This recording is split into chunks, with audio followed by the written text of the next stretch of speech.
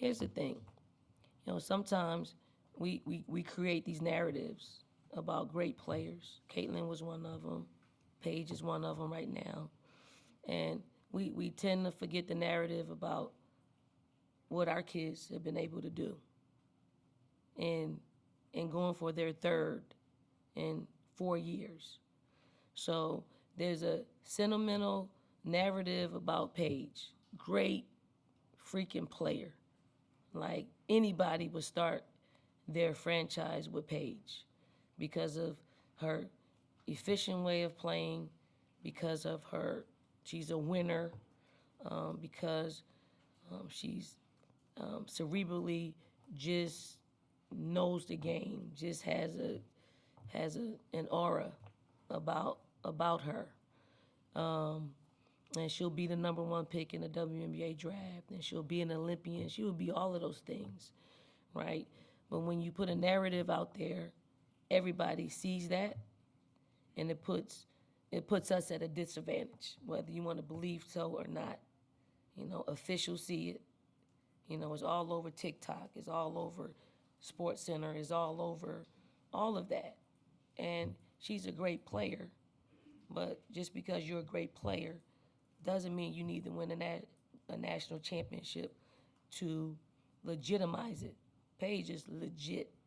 She was legit from the moment she stepped, on this stage or prior to in Minnesota. Her career is legendary. She will leave a legacy at UConn, whether she wins one or not. So I just want to put that out there. Like I can't not address it because it's happening. Like it happened to us last year.